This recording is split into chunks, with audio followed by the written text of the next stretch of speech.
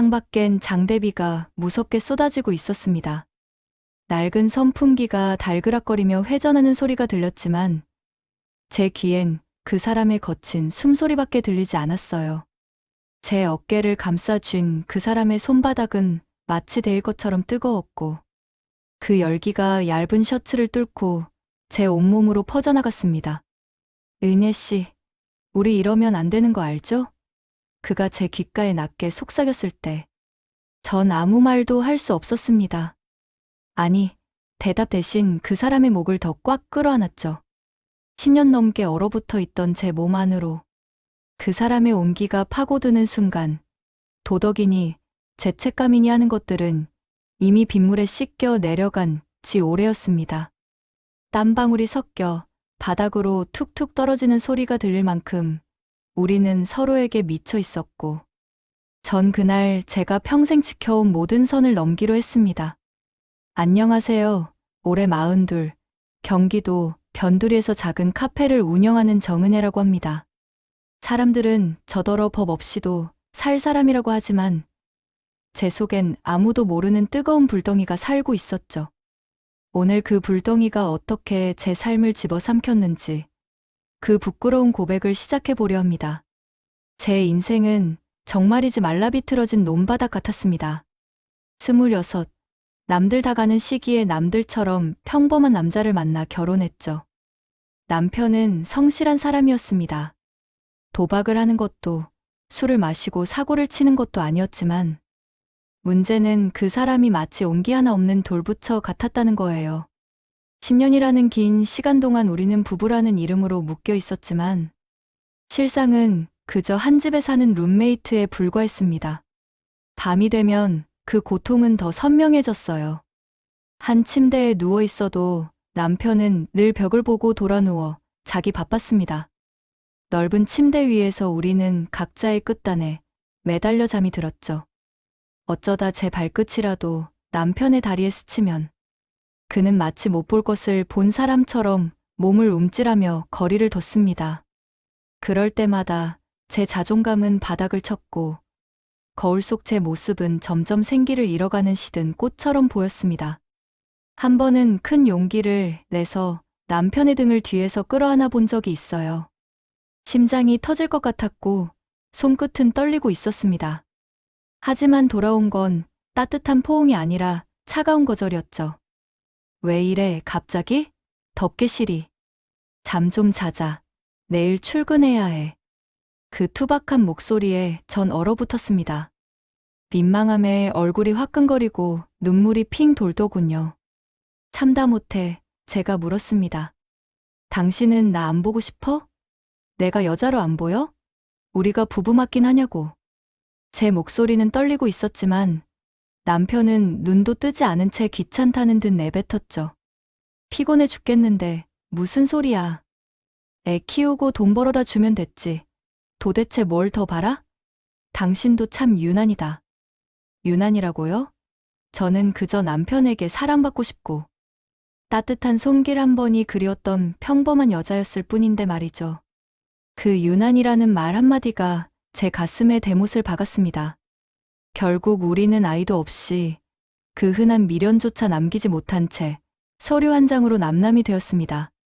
법원을 나오던 날 시원할 줄 알았는데 가슴 한구석이 뻥 뚫린 것처럼 허전하더군요. 이혼 후 저는 굳게 다짐했습니다. 다시는 누군가에게 마음을 주지 않겠다. 내 인생에 남자는 이제 없다라고요. 그런데 말이죠. 사람 마음이라는 게 참 간사하더라고요. 혼자 있는 조용한 집에서 맥주 한 캔을 마시다 보면 그 결심보다 독한 게 외로움이라는 걸 뼈저리게 느끼게 됐습니다. 그 텅 빈 공간을 채우려고 시작한 게 이 작은 카페였는데 그곳에서 제 인생을 송두리째 뒤흔들 그 남자를 만나게 될 줄은 꿈에도 몰랐습니다. 이혼 도장을 찍고 나서 제 수중에 남은 돈을 전부 털어 이 작은 카페를 차렸습니다. 처음엔 그저 조용히 커피나 내리면서 남은 인생을 정리하고 싶었어요.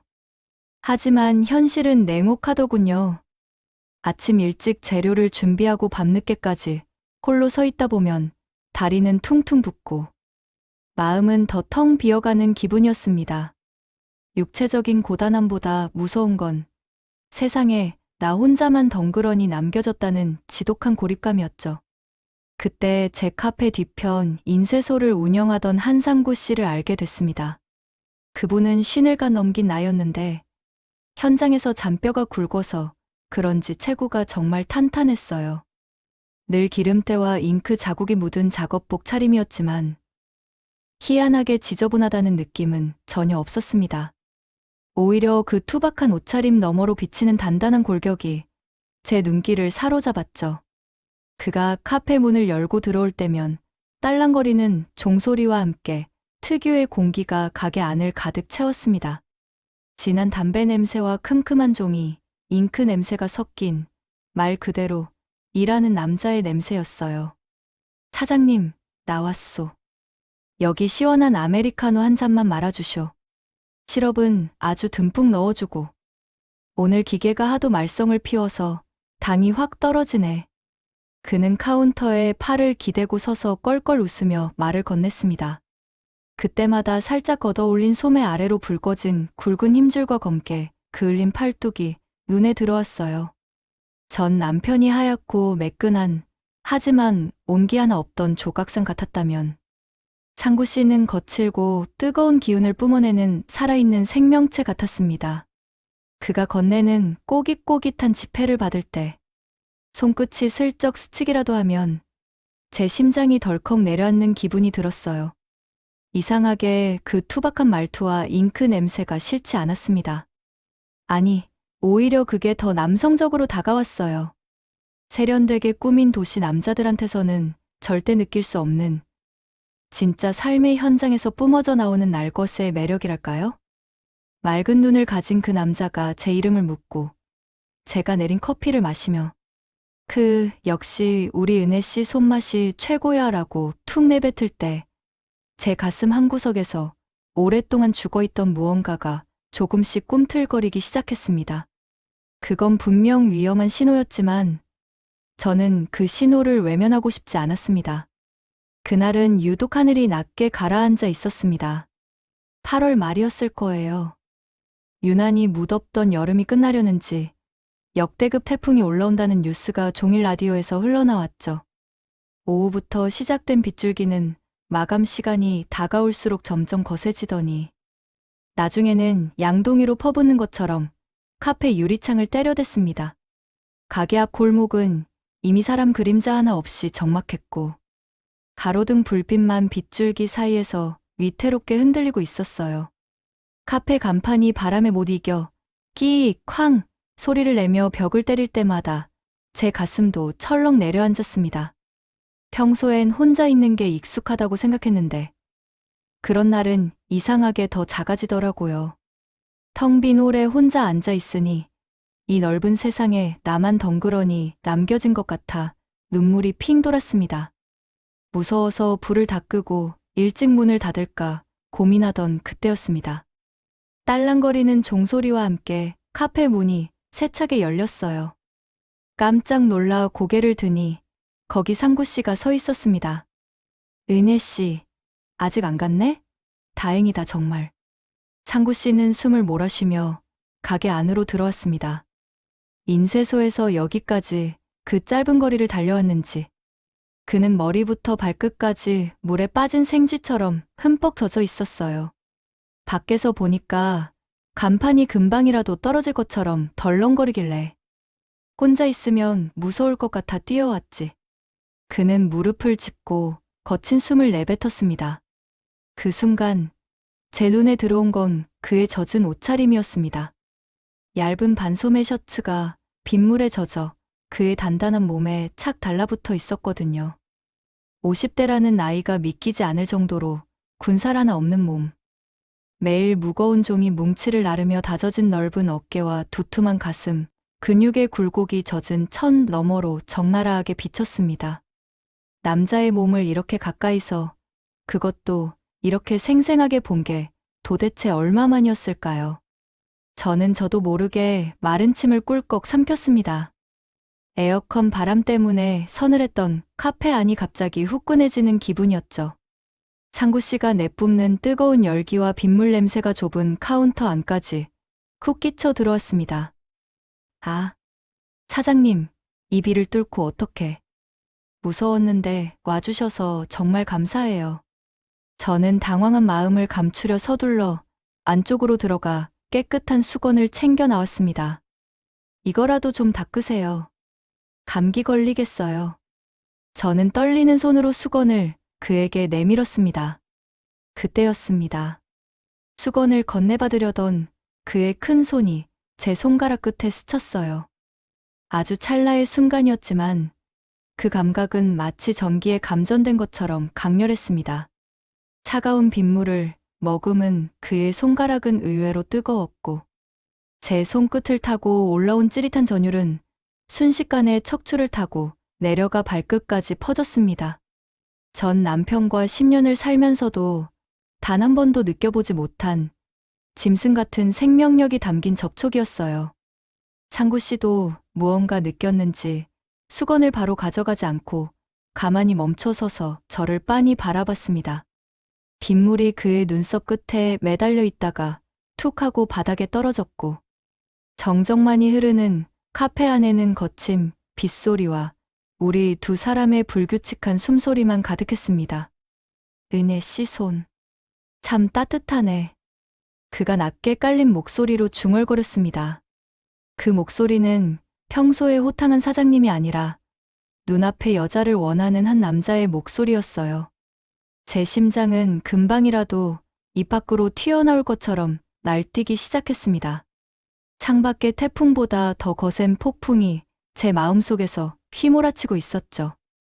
저는 그 손을 떼어내야 한다는 걸 알면서도 자석에 이끌리듯 그가 내뿜는 뜨거운 온기 속으로 자꾸만 빨려 들어가고 있었습니다. 상구 씨는 제가 건넨 수건으로 젖은 머리를 대충 털어냈습니다. 수건 사이로 언뜻언뜻 보이는 그의 눈빛은 아까보다 훨씬 깊고 진해져 있었죠. 태풍 때문에 손님도 끊긴 마당에 우리는 약속이라도 한 듯 카운터 안쪽 작은 테이블에 마주 앉았습니다. 냉장고 구석에 넣어두었던 캔맥주 2개를 꺼냈어요. 치가는 소리와 함께 시원한 맥주 거품이 올라왔지만 가게 안의 공기는 오히려 더 묵직하게 가라앉았습니다. 은혜 씨, 혼자 이런 일 하느라 고생이 참 많죠? 얼굴도 곱고 마음도 여린 사람이 이런 굳은 일까지 하고 있으니 내가 다 안쓰러워서 그래. 그가 맥주 한 모금을 크게 들이켜고는 저를 빤히 바라보며 말했습니다. 평소처럼 호탕하게 웃는 게 아니라 정말 걱정된다는 듯 눈썹을 약간 찌푸린 채였죠. 그 눈빛을 마주하자 제 안에서 무언가 울컥하고 터져나왔습니다. 그동안 누구에게도 말하지 못했던, 아니 말할 필요조차 없다고 느꼈던 그 지독한 공허한 말이에요. 저 사실 이혼했어요. 사장님. 제 입에서 그 말이 나오자마자 빗소리가 더 크게 들리는 것 같았습니다. 상구 씨는 놀란 기색 없이 가만히 제 이야기를 들어주더군요. 전 남편이랑 10년을 살았는데 사랑한다는 말 한마디 제대로 못 들어봤어요. 한 침대를 써도 우린 남보다 못한 사이였죠. 제가 여자로 안 보이냐고 울며 매달려도 그 사람은 저더러 유난 떤다고만 했어요. 10년 동안 전 그냥 투명 인간이었던 거예요. 누군가에게 안기고 싶고 사랑받고 싶다는 그 당연한 마음이 죄처럼 느껴졌다면 믿으시겠어요? 술기운 때문이었는지 아니면 창밖을 때리는 태풍이 제 이성을 마비시킨 건지 모르겠습니다. 저는 제 치부와도 같은 이야기들을 알 것 그대로 그에게 털어놓았습니다. 이야기가 길어질수록 제 목소리는 떨렸고 눈시울이 뜨거워졌죠. 그때였습니다. 가만히 듣고 있던 상구 씨가 갑자기 테이블 위로 손을 뻗어 제 손등 위에 자기 손을 가만히 얹었습니다. 인쇄소 일을 하며 다져진 그의 손은 정말 두껍고 거칠었어요. 굳은 살이 박여서 딱딱한 그 손마디가 제 부드러운 손등을 덮었을 때 전 숨이 멎는 것 같았습니다. 전 남편의 매끈하고 차가웠던 손과는 전혀 달랐습니다. 투박하지만 그 어떤 비단보다 따뜻하고 묵직한 위로가 그 손을 통해 전해졌죠. 세상에, 은혜 씨처럼 보석 같은 사람을 그렇게 방치하다니. 그놈, 눈이 아주 단단히 삐었구먼. 어떻게 이 고운 사람을 그렇게 외롭게 둬. 그의 목소리가 낮게 깔리며 공기를 울렸습니다. 창구 씨는 제 손등을 덮고 있던 손을 조금씩 움직이기 시작했습니다. 엄지손가락으로 제 손등을 천천히, 아주 천천히 쓸어내리더니 이내 제 손목 쪽으로 손길이 옮겨왔습니다. 그의 거친 손끝이 제 손목 안쪽 연한 살 위를 스치듯 지나갈 때마다 온몸에 소름이 돋았습니다. 펄떡펄떡 뛰는 제 맥박이 그의 손가락 끝에 그대로 전달되겠죠. 제 심장 소리가 카페 안에 다 들릴 것만 같아 얼굴이 화끈거렸습니다. 은혜 씨, 지금 맥박이 엄청나게 빨리 뛰네. 그가 제 손목을 부드럽게 감싸주며 제 눈을 똑바로 쳐다봤습니다. 그의 손가락이 제 손목 주변을 느릿하게 배회하며 피부의 온도를 높여갔고 제 호흡은 점점 가빠졌습니다. 머릿속에서는 안 돼. 이건 위험해라고 경고등이 울리고 있었지만 제 몸은 이미 10년의 갈증을 보상받으려는 듯 그의 뜨거운 손길에 모든 걸 맡기고 있었습니다. 비좁은 테이블 사이로 우리 두 사람의 무릎이 슬쩍 맞닿았습니다. 젖은 작업복 바지 너머로 전해지는 그의 다리 근육의 열기가 제 허벅지를 타고 찌릿하게 올라왔어요. 이제 더는 말로 하는 위로 같은 건 중요하지 않았습니다. 우리는 서로가 서로에게 무엇을 원하는지, 이 공기 속에 가득 찬 열망이 무엇인지 본능적으로 느끼고 있었습니다. 창밖을 때리는 빗소리는 점점 더 사나워졌습니다.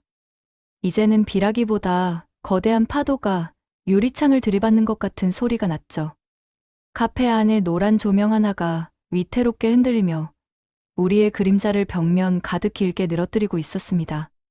창구 씨의 손이 제 손목을 부드럽게 하지만 단단하게 쥐고 있었을 때 제 이성은 마지막 끈을 놓지 않으려고 안간힘을 쓰고 있었어요. 사장님, 저 지금 제정신 아니에요. 술 기운인지 아니면 이 비 때문인지. 우리 이러면 안 되는 거잖아요. 사장님 가정도 있으시고 저도 이러면 안 된다는 거 잘 아는데 제 입술은 분명 거절의 말을 내뱉고 있었습니다. 하지만 제 몸은 거짓말을 못하더군요. 의자에 앉은 제 몸은 자석에 이끌리듯 상구 씨 쪽으로 미세하게 기울어져 있었고 제 무릎은 이미 그의 허벅지 옆에 딱 붙어 있었습니다. 떨리는 제 목소리와는 달리 제 손가락은 어느새 상구 씨의 거친 손등을 마주 잡고 있었죠. 10년 동안 얼어붙어 있던 몸이 뜨거운 화염, 가까이에 놓인 얼음처럼 속절없이 녹아내리고 있었던 겁니다. 알아요, 은혜 씨. 나도 내가 미친 거 알아. 내일 아침이 되면 후회할지도 모르고 내가 나쁜 놈이라는 거 부정 안 해. 그런데 상구 씨가 의자를 끄는 소리가 드르륵 하고 조용한 카페 안에 울려 퍼졌습니다. 그가 제 바로 옆으로 다가앉았어요. 이제 우리 사이엔 공기 한 점 지나갈 틈도 없었습니다. 그의 작업복에서 나는 눅눅한 빗물 냄새와 쌉싸름한 잉크향, 그리고 남자의 진한 채취가 제 코끝을 완전히 장악했습니다. 오늘 은혜 씨 눈을 보는데 도저히 그냥은 못 가겠더라고. 비에 젖은 당신 모습이 너무 예뻐서, 아니 너무 아슬아슬해 보여서 내 마음이 진정이 안 돼. 그가 천천히 고개를 숙여 제 뺨 근처로 다가왔습니다. 그의 뜨겁고 묵직한 숨결이 제 뺨에 닿는 순간 전 저도 모르게 눈을 질끈 감아버렸습니다. 그 숨결이 닿은 자리가 화상을 입은 것처럼 화끈거렸어요. 10년 동안 전 남편에게선 단 한 번도 느껴보지 못한 날 것 그대로의 열기였습니다. 상구 씨의 한쪽 손이 제 뒷목을 조심스럽게 감싸 쥐었습니다. 거친 굳은 살이 박인 그의 손바닥이 제 목덜미의 예민한 살결을 스칠 때 온몸에 소름이 쫙 돋으며 전율이 일었습니다. 그건 공포가 아니었어요. 아주 오랫동안 굶주려왔던 무언가가 드디어 채워지기 시작할 때 느끼는 일종의 환희에 가까운 떨림이었죠. 은혜 씨, 한 번만, 오늘 딱 한 번만 나쁜 짓 좀 합시다. 그의 낮은 목소리가 제 귓가를 울리며 가슴 깊은 곳까지 파고들었습니다. 곧이어 그의 입술이 제 귀 밑에서부터 목선을 타고 천천히 내려오기 시작했습니다. 부드럽지만 탐욕스럽게 제 살결을 더듬는 그 뜨거운 감촉에 저는 이윽하고 낮은 신음을 내뱉으며 그의 어깨를 꽉 움켜쥐었습니다. 그의 입술이 지나는 자리마다 불길이 번지는 것 같았습니다. 10년이라는 긴 세월 동안 저는 제 몸이 이렇게 예민한지도 제가 이런 소리를 낼 수 있는 사람인지도 잊고 살았습니다. 죽어있던 세포들이 하나둘 깨어나 아우성치는 기분이었죠. 머릿속은 하얗게 비워졌고 오직 피부로 전해지는 그의 거친 질감과 뜨거운 온도에만 온 신경이 집중되었습니다. 창구 씨의 손이 제 허리춤을 파고들어 등을 쓸어 올렸습니다. 두툼한 그의 손바닥이 제 척추 라인을 따라 올라올 때마다 전 숨을 몰아쉬며 그의 품으로 더 깊숙이 파고들었습니다. 제 셔츠 단추 사이로 그의 뜨거운 숨소리가 스며들었고 빗소리는 어느덧 먼 곳에 이야기처럼 아득해졌습니다. 창구 씨. 저도 모르게 그의 이름을 불렀습니다. 사장님이 아닌 한 남자의 이름을요. 그 소리에 상구 씨는 더는 참지 못하겠다는 듯 저를 강하게 끌어당겨 품에 안았습니다. 단단한 가슴 근육이 제 가슴에 압박감을 주며 맞닿았고 서로의 심장 소리가 누구 것인지 구분할 수 없을 정도로 빠르게 맞물려 뛰었습니다. 이건 분명 잘못된 일이었고 벼랑 끝으로 달려가는 짓이라는 걸 알았습니다. 하지만 그 순간만큼은 세상의 모든 도덕보다 내일 닥쳐올 파멸보다 지금 내 목덜미를 파고드는 이 남자의 뜨거운 숨결이 수만 배는 더 중요했습니다. 저는 빗소리에 제 마지막 양심을 묻어버린 채 그의 어깨 너머로 팔을 감아 올렸습니다. 10년의 정적이 깨지고 뜨거운 본능이 지배하는 밤이 그렇게 시작되고 있었습니다. 저는 떨리는 손으로 홀의 전등 스위치를 내렸습니다. 딸깍 하는 소리와 함께 카페 안은 순식간에 어둠에 잠겼고 오직 창밖에서 번쩍이는 번개 불빛만이 가끔 실내를 창백하게 비췄습니다. 우리는 누가 먼저랄 것도 없이 홀 안쪽 평소에는 커피 원두, 포대와 비품들이 쌓여있는 좁은 창고 안으로 빨려 들어가듯 들어갔습니다. 창고 문이 닫히자마자 습하고 눅눅한 공기가 우리를 감싸 안았습니다. 코끝을 찌르는 진한 원두 향과 낡은 종이, 상자 냄새가 섞인 그 좁은 공간에서 상구 씨는 저를 벽으로 밀어붙였습니다. 등 뒤로 느껴지는 차가운 벽의 촉감과 눈앞에서 느껴지는 그의 뜨거운 체온이 극명하게 대비되며 제 정신을 아찔하게 만들었죠. 바닥에 깔린 딱딱한 박스 더미나 어지럽게 널브러진 짐들은 전혀 중요하지 않았습니다. 지금 이 순간 제 세상은 제 허리를 꽉 움켜쥔 이 남자의 손바닥 안에만 존재했으니까요. 그의 거친 손길이 제 셔츠 단추를 하나하나 밀어내기 시작했습니다. 단추가 구멍을 빠져나갈 때마다 10년 동안 제 가슴을 짓누르고 있던 무거운 자물쇠가 하나씩 풀려나가는 기분이었습니다. 얇은 천 너머로 살결이 드러나고 그 틈으로 창고의 서늘한 공기가 스며들 때마다 제 몸은 본능적으로 그의 뜨거운 가슴팍을 향해 더 바짝 밀착되었습니다. 은혜 씨, 당신 정말...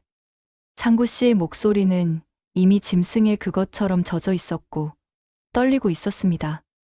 그의 두툼한 손바닥이 제 옆구리를 타고 올라와 가슴 언저리를 감싸 쥐었을 때 저는 저도 모르게 고개를 뒤로 젖히며 짧은 비명을 삼켰습니다. 인쇄소 일로 단련된 그의 손은 투박하고 거칠었지만 그 질감이 제 예민해진 피부에 닿을 때마다 뇌를 관통하는 전율이 일었습니다.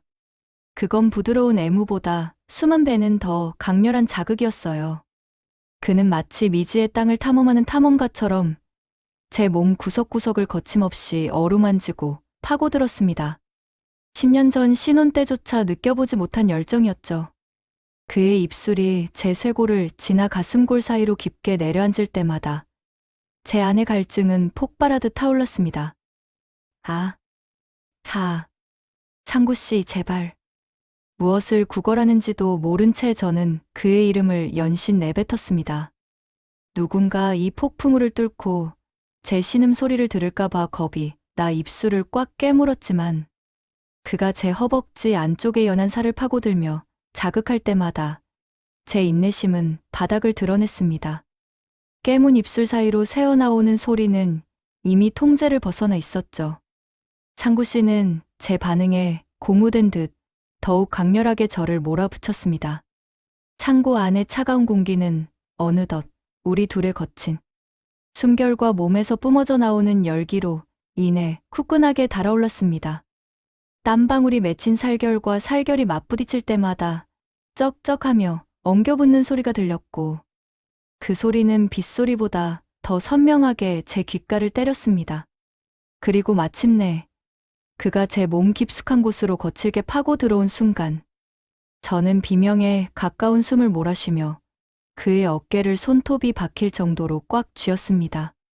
꽉 막혀 있던 둑이 터져나가는 기분이었어요. 10년이라는 긴 세월 동안 텅 비어있던 제 마음과 몸의 구멍이 그의 묵직한 존재감으로 단번에 채워지는 느낌이었습니다. 단순한 육체적 쾌락을 넘어선 무언가였습니다. 아, 나도 여자였구나.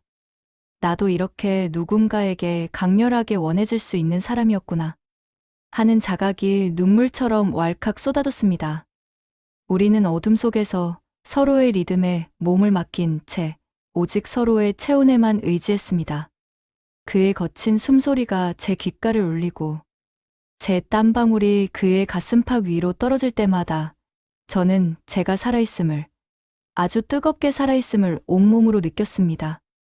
창밖의 태풍은 세상을 집어삼킬 듯 날뛰고 있었지만 이 좁고 어두운 창고 안에서만큼은 우리가 세상의 중심이었습니다. 도덕도 윤리도 내일의 두려움도 그 뜨거운 열기 속에서 모두 타버려 제가 되어버린 것 같았습니다. 그 밤 저는 그렇게 제가 지켜온 마지막 자존심을 버리고 가장 밑바닥의 본능이 이끄는 대로 저 자신을 내던졌습니다. 그 태풍이 지나간 후 제 일상은 완전히 두 쪽으로 쪼개졌습니다. 해가 떠 있는 동안 우리는 철저히 남남이었어요. 창구 씨는 평소처럼 기름때 묻은 작업복을 입고 카페 문을 열며 사장님, 여기 아메리카노 한 잔 이라며 호탕하게 소리쳤고 저 역시 아무렇지 않은 표정으로 커피를 내렸습니다. 다른 손님들이 있을 땐 눈길조차 마주치지 않았죠. 하지만 그가 건네는 지폐 아래로 슬쩍 스치는 손가락 혹은 커피잔을 받아들 때 전해지는 찰나의 온기는 낮 시간 내내 제 아랫배를 팽팽하게 긴장시켰습니다. 진짜 생활은 가게 문을 닫는 밤 9시부터 시작되었습니다. 영업 종료 팻말을 걸고 커튼을 칠 때의 그 소름 끼치는 설렘을 지금도 잊을 수 없어요. 뒷문으로 조용히 들어온 상구 씨는 낮에 그 호탕한 이웃집 사장님이 아니었습니다. 그는 굶주린 짐승처럼 저를 몰아붙였고 저 또한 그를 거부할 마음이 조금도 없었죠. 어느 날 밤에는 청소가 덜 끝난 카운터 위에서 그대로 서로를 탐닉하기도 했습니다. 매끄럽고 차가운 대리석 상판 위에 제 등이 닿았을 때의 그 서늘함, 그리고 그 위로 덮쳐오는 상구 씨의 뜨겁고 묵직한 체중, 차가움과 뜨거움이 뒤섞이며 머릿속이 하얗게 타버리는 기분이었어요. 상구 씨는 제 허벅지를 단단히 움켜쥐고 제 몸 구석구석을 파고들었습니다. 은혜 씨, 당신 몸은 정말 사람 미치게 만들어. 어떻게 이렇게 부드러워? 그놈은 정말 바보였어. 이런 보물을 두고 어떻게 잠이 왔대? 그는 제 귓가에 대고 거친 숨을 내뱉으며 연신 감탄했습니다. 전 남편에게선 단 한 번도 들어보지 못한 날 것 그대로의 칭찬이었죠. 보물이라니. 10년 동안 투명 인간 취급을 받으며 말라 죽어가던 제 가슴에 그 말들은 마치 단비처럼 쏟아져 내렸습니다. 그가 제 몸을 어루만질 때마다 전 제가 비로소 진짜 여자로 다시 태어나는 기분을 느꼈습니다. 우리의 대담함은 점점 더 커졌습니다. 카페 안이 답답하게 느껴질 땐 그의 낡은 SUV 차량을 타고 인적이 드문 강변이나 산기슭으로 향했습니다. 비좁은 조수석 시트를 뒤로 젖히고 유리창에 하얗게 김이 서릴 정도로 우리는 서로에게 몰입했습니다. 가죽 시트의 삐걱거리는 소리와 밖에서 들려오는 풀벌레 소리가 뒤섞여 묘한 해방감을 주더군요. 제한된 공간은 오히려 우리의 본능을 더 자극했습니다. 발을 뻗을 공간조차 부족한 그 좁은 차 안에서 상구 씨는 제 온몸을 구석구석 탐험하듯 어루만졌습니다. 제 몸의 곡선을 따라 움직이는 그의 두툼한 손길, 그리고 제 깊은 곳까지 파고드는 그의 강렬한 존재감에 전 비명 같은 숨을 몰아쉬며 그의 어깨를 꽉 깨물었습니다.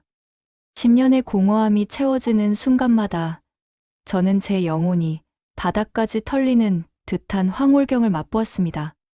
하지만 그 황홀함이 크면 클수록 제 마음 한구석에는 짙은 그림자가 드리우기 시작했습니다. 그가 저를 안고 난 뒤 담배 한 대를 피우며 핸드폰을 확인할 때가 바로 그때였죠. 액정 위로 반짝이는 딸내미라는 글자, 그리고 배경 화면에 언뜻 보이는 인자해 보이는 아내의 얼굴. 상구 씨는 다정한 아빠였고 동네에서 평판 좋은 가장이었습니다. 고등학생 딸은 아빠를 끔찍이 따랐고 그의 아내는 가끔 우리 카페에 와서 우리 바깥 양반 인쇄소 일하느라 고생인데 잘 좀 챙겨주세요 라며 웃으며 인사를 건네던 사람이었습니다. 그럴 때마다 제 가슴은 얼음물을 끼얹은 듯 차갑게 식었습니다. 지금 내 품에서 땀을 흘리며 사랑을 속삭이던 이 남자가 1시간 뒤면 그 단란한 가정의 울타리 안으로 돌아가 좋은 남편 연기를 할 것이라는 사실. 그리고 저는 그 울타리를 야금야금 갉아먹고 있는 불효에 불과하다는 자괴감이 밀려왔습니다. 상구 씨, 우리 정말 괜찮을까요? 사장님 집에 가면 사모님도 있고 딸도 있잖아요. 어느 밤 차 안에서 제가 조심스럽게 물었습니다. 상구 씨는 잠시 침묵하더니 제 머리칼을 쓸어 넘기며 낮게 말했습니다. 미안해, 은혜 씨. 나도 알아. 내가 나쁜 놈인 거. 근데 내 인생도 그동안 너무 건조했어. 책임감 때문에 버티고 살았는데 당신 만나고 나서야 내가 살아있다는 걸 느껴. 지금은 그냥 지금만 생각하자. 응? 그의 그 비겁하면서도 절실한 대답에 저는 다시금 그의 품으로 파고들었습니다.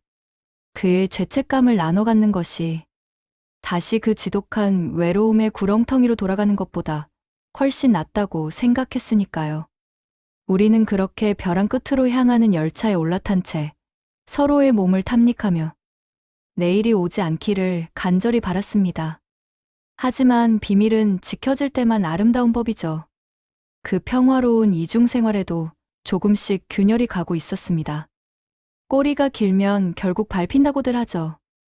우리의 그 위험하고도 달콤했던 이중생활도 영원할 수는 없었습니다. 어느 나른한 화요일 오후였어요. 손님이 뜸한 시간, 평소처럼 카운터 뒤에 앉아 어젯밤 상구 씨의 뜨거웠던 손길을 떠올리며 멍하니 창밖을 보고 있었습니다. 그때 카페 문이 거칠게 열리며 상구 씨의 아내가 들어왔습니다. 평소 인자하게 웃으며 제게 인사를 건네던 그 얼굴이 아니었어요. 차갑게 식은 눈, 경련하듯 떨리는 입술. 그녀는 대뜸 카운터 안쪽으로 성큼성큼 걸어 들어오더니 미처 제가 방어할 틈도 없이 제 뺨을 휘둘러 쳤습니다. 짝! 하는 소름 끼치는 소리가 좁은 카페 안에 울려 퍼졌습니다. 고개가 돌아가고 시야가 번쩍거렸어요. 입 안쪽이 터졌는지 비릿한 피 맛이 올라왔습니다. 내가 감히 우리 남편을 꼬신 그 불효우니? 그녀의 목소리는 낮았지만 그 어떤 비명보다 날카롭게 제 가슴을 후벼 팠습니다. 카페 밖 통유리창 너머로 지나가던 동네 사람들이 하나둘 걸음을 멈추고 안을 들여다보기 시작했습니다. 저 카페 사장, 옆집 인쇄소 아저씨랑 그랬다며? 수긍거리는 소리가 환청처럼 들리는 것 같았어요. 저는 아무 말도 못하고 붉게 달아오른 뺨을 감싸 쥔 채 바닥만 내려다봤습니다. 제가 지은 죄가 있으니 그 어떤 변명도 입 밖으로 나오지 않더군요. 하지만 정작 저를 무너뜨린 건 그 뒤에 나타난 상구 씨의 반응이었습니다. 소식을 듣고 달려온 그는 저를 보호해주기는커녕 아내의 눈치를 보며 제게 잔인한 화살을 돌렸습니다. 은혜 씨, 정말 미안하게 됐어. 근데 내 가정을 깰 수는 없어. 우리 딸 생각해서라도 이러면 안 되는 거였는데 내가 잠시 미쳤었나 봐. 우리 여기서 그만하자. 다시는 연락하지 마. 그 뜨거웠던 밤들, 차 안에서 유리창에 김이 서리도록 내뱉던 그 달콤한 약속들. 제 몸 구석구석을 탐닉하며 당신 없인 못 살겠다던 그 고백들이 한순간에 싸구려 소음이 되어 흩어졌습니다. 그는 비겁하게 고개를 숙인 채 아내의 손에 이끌려 카페를 나갔고 저는 홀로 남겨져 세상에서 가장 추악한 여자가 되어버렸습니다. 동네의 소문은 삽시간에 퍼졌습니다. 가게 문을 열어놔도 손님은커녕 지나가는 사람마다 침을 뱉는 것 같은 기분이 들었죠. 결국 저는 반값도 안 되는 권리금에 카페를 내놓아야 했습니다. 10년의 공허함을 채워주던 그 뜨거웠던 열기는 결국 제 삶을 통째로 태워버린 산불이 되어 돌아왔습니다. 가정 파괴범이라는 낙인을 가슴에 새긴 채 저는 그렇게 도망치듯 그 동네를 떠나야 했습니다. 지금 저는 서울에서 멀리 떨어진 연고도 없는 작은 도시로 옮겨와 살고 있습니다. 여전히 혼자고 일상은 예전처럼 고요합니다. 가끔 거울 앞에 앉아 제 얼굴을 찬찬히 봅니다. 눈가의 주름은 늘었지만 그때 그 뜨거웠던 여름 이후로 저는 비로소 제 자신을 한 명의 여자로 인정하게 됐습니다. 부도덕했다는 것 잘 알고 있습니다. 비난받아 마땅한 일이었죠. 하지만 죽을 것 같던 지독한 외로움 속에서 누군가에게 그토록 절실하게 받아본 기억이 아이러니하게도 무너졌던 저를 다시 살아가게 하는 힘이 되기도 합니다. 여러분은 사랑을 위해 모든 것을 걸어본 적이 있나요?